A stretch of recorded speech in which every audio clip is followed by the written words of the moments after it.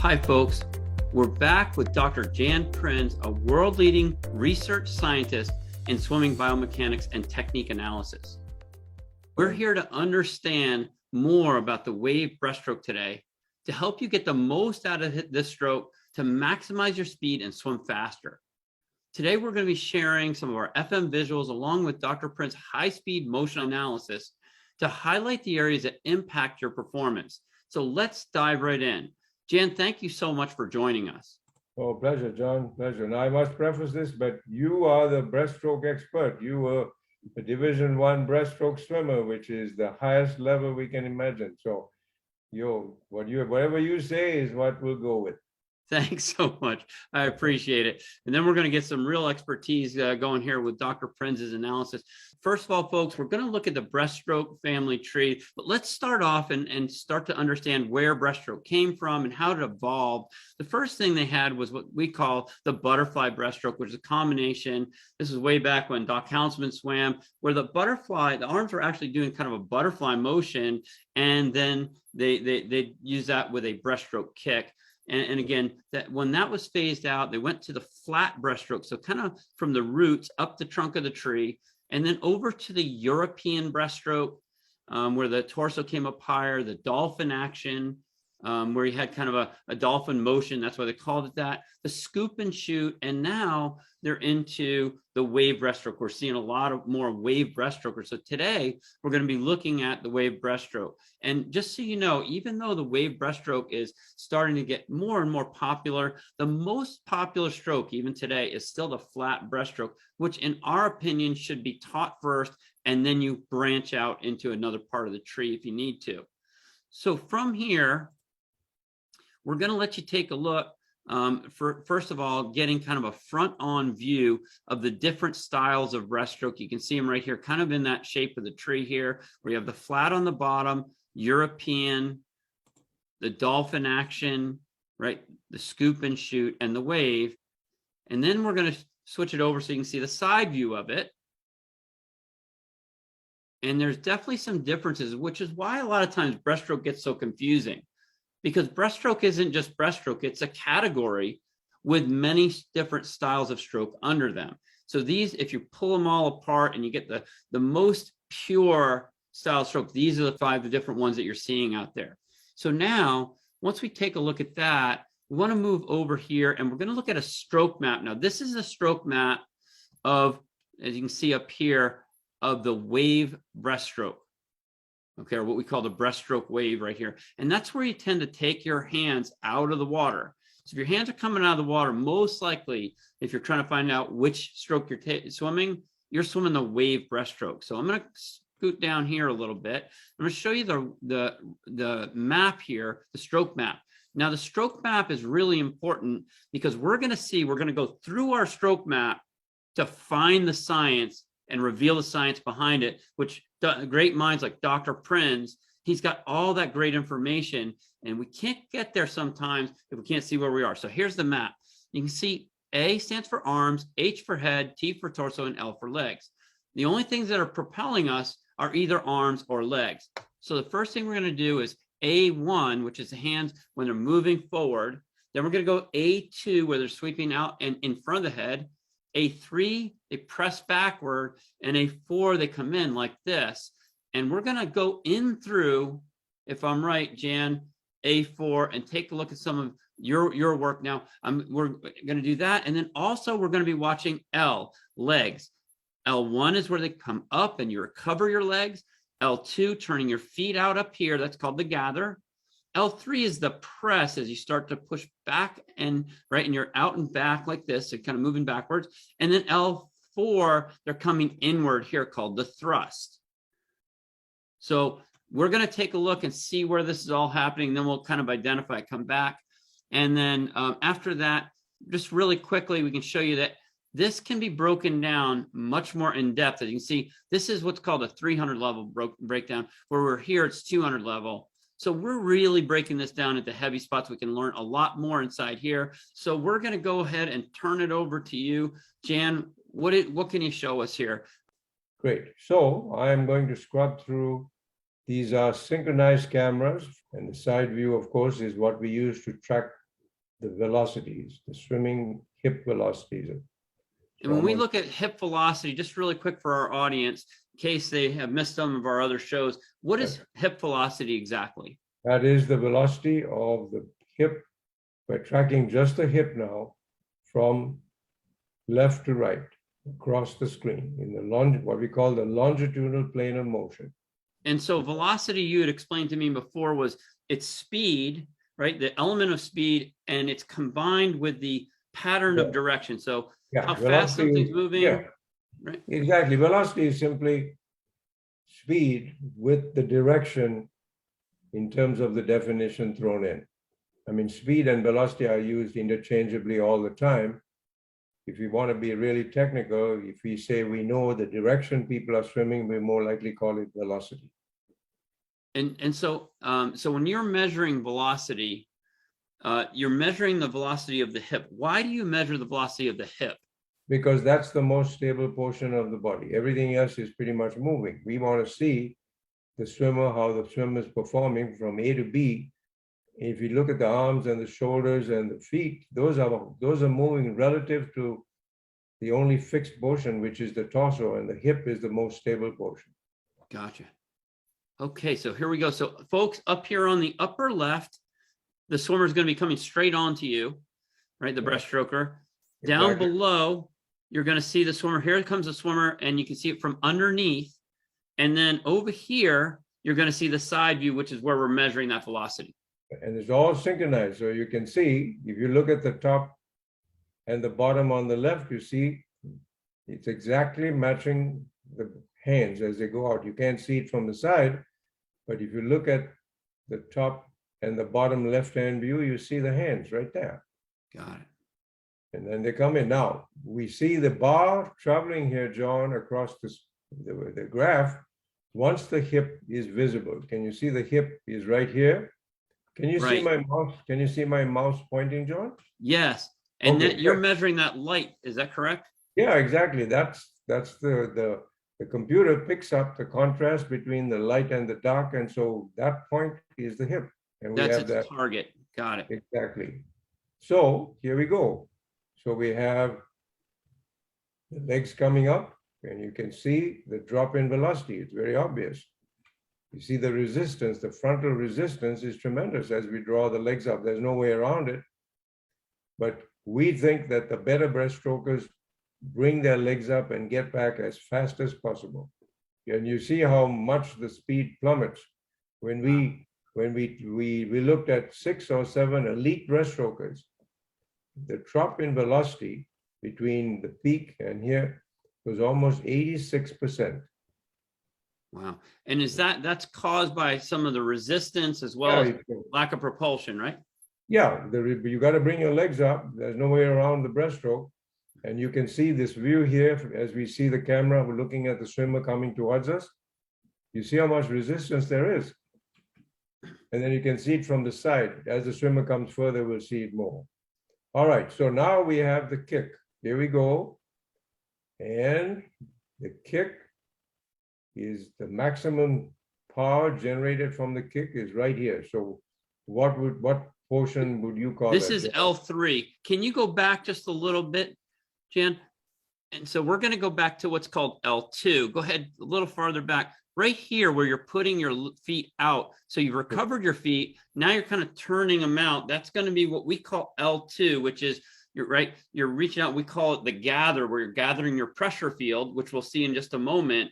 Very good. And then the legs move backward. And one of the things that I always noticed when I was swimming is I got more out of L3 than I did out of L4. And right here, this is, and you can see on the chart, the increase in speed right there is amazing. Exactly. And so the peak then in velocity, and then it stays, is right between here, what you see L3, and right there, L4. Got it. And then L4 comes in. So now the legs will start moving in. Exactly. And what we're noticing during that time, he's not pulling at all. Correct. Right? So we're seeing, can you keep moving it forward till he gets to the end of L4 there? And he's already started to pull a little bit, but we'll notice the propulsion on the legs have stopped. Correct. Now watch this amazing thing that Jan was showing me. Ready? Go ahead, Jan. Here he comes, he's starting to pick up, and the peak velocity is right here in the last portion of what you call the press, right there. Right. So the arms, the body's riding fast from that kick. And then all of a sudden now you get a more propulsion from those arms, so that it's kind of like, first of all, you got the residual movement, right? And then you've got now this extra. So right here, the in sweep, what you call the press, is where we generate the highest velocity. So it's very easy to see. You see the velocity right there. Yep, that's for us, that's the thrust. So A3 would be the press back here, and then A4, the thrust as you come in like this. Exactly. And your pressure pads are perfectly aligned with what we see here. Now, if you look over to the upper right, there's a red bar that's going up and down, Right. right? And it says hip X. Yes. And that's actually measuring how fast it, look at all that. Can you go just move that back just a little bit, and you can see this red bar. You see it goes. Look at the speed of that. It's basically measuring the speed of the car here. There it goes, and then it stays, and then you get this massive surge right here on the press. And it's almost like in the next motion that occurs from there, Jan, is like somebody stepped on the brakes of the car. Exactly, and that all comes because there's no propulsion. The hands have finished doing what it's doing, and the legs are coming up, increasing the frontal resistance. So look at that. Right. And you can see the picture even clearer in this stroke of how much the knees are drawn up from the bottom of the pool. From the side, it's very clear, and that's the drop. And there's no way around it in breaststroke. The way to get around it, we think, is to not dilly-dally with when you draw your legs up. You got to do it as quickly as possible and start your kickback. Yeah, you're never going to get away from the resistance. No, you've got to have that.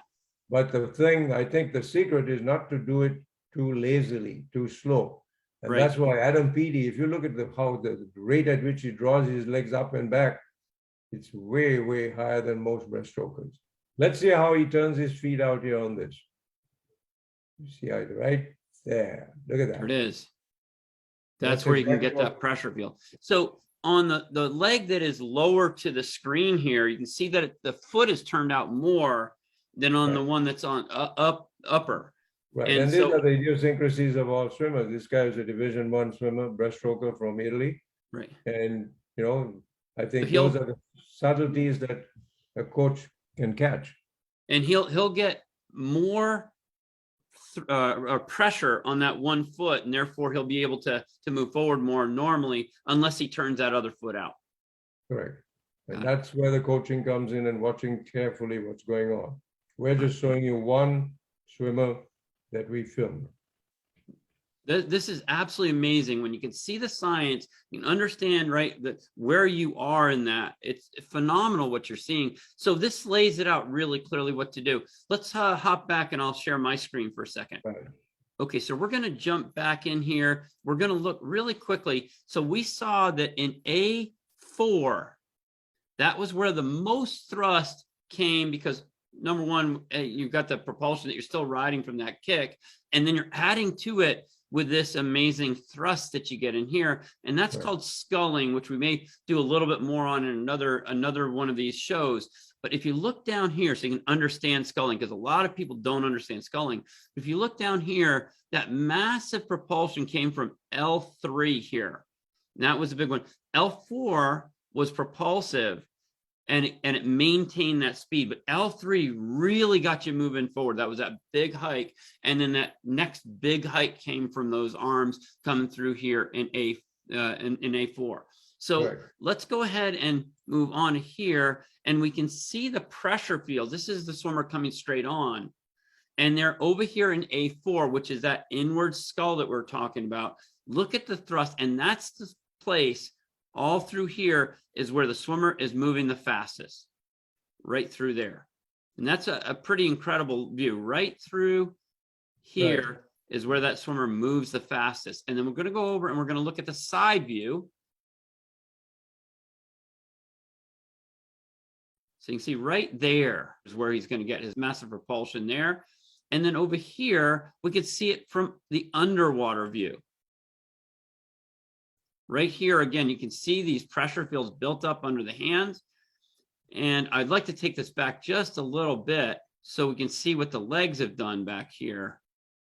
Can you see how this avatar's really turned their feet out? And that way they're going to get massive propulsion through here. That's that L3. Exactly, and that's what matched on the real video. Yep. And so it's built right to, and so this information that you're looking at is based on the science behind it, which Dr. Prins is so amazing at, is giving that science and providing that scientific background. Without that, these pictures don't look the same and they don't send the right message. But with that, it makes all the difference. Well, John, what's interesting is you and I did this independently, and now when we show the combination, it matches exactly. So I always tell people, we didn't invent this stuff. We're just interpreting it. That's right. Now, really quick, because that is such an important point that you're making right there, is that we're interpreting it. So when you look at it, and when you're looking at real science coming in, and there's a big difference between having numbers and charts and graphs. And first of all, collecting data properly, not just any data, but the actual collection of data. How important is that to what you do, Dr. Prins? Well, you can't get what we show you in the graph and the numbers without the computer interpreting this correctly. And that's why you mentioned that the field of, it's just one stroke in this case, because that's the calibration frame, the size of the calibration frame. We could put the swimmer further away, but then you won't be able to see as clearly what the hands and the feet are doing. Right. So And then so once you collect that data, your next step, I believe, is to do, if I'm right, an analysis of the data, and then you come up with a conclusion to teach people what actually has happened. Exactly. Well, the software is very expensive, but it does what we do. It combines the video with the graph, which is what a coach needs to see, right? And a swimmer needs to see. They need to see what goes on and then match it with how the body is moving. And so when you synchronize everything, it's very, very efficient, very effective. And Jen, you're the head of the Journal of Swimming Research. You got 2 boards on there. And it's absolutely amazing that the amount of science that goes through you folks, and right, the job that you do for the swimming community that a lot of times behind the scenes that people don't know is happening. Why we continue to make these progress is, again, from great minds like Jan's and the team he works with to contribute to the swimming community so we can learn more and more and more. If you want to learn more about Dr. Prins, he has a fantastic video series out. Can you tell us a little bit about your biomechanics freestyle? Yeah, what we made it is, we call it freestyle biomechanics, John, and it's tailor-made for freestyle. And we did that because there's so many there's triathletes, master swimmers, recreation swimmers, and then our regular competitive swimmers. Freestyle is the major stroke that we use. And so, folks, if you're interested in looking at it, it's a fantastic series. We have it up on our website at fluidmechanics.net. And you just go on to the fast track or our fast track demo. It's called the FM fast track or FM fast track demo. And you can go in there and you can get this series. It's very inexpensive and it's absolutely phenomenal. It's great. It goes through 16 sessions. Is that right? Sections, yeah. It's a digital manual. It's a digital book, just like yours. And it's just freestylebiomechanics.com. We'll take them right to it. Great. Thank you so much, Dr. Prins, for joining us today. Really appreciate it. Thank you very much.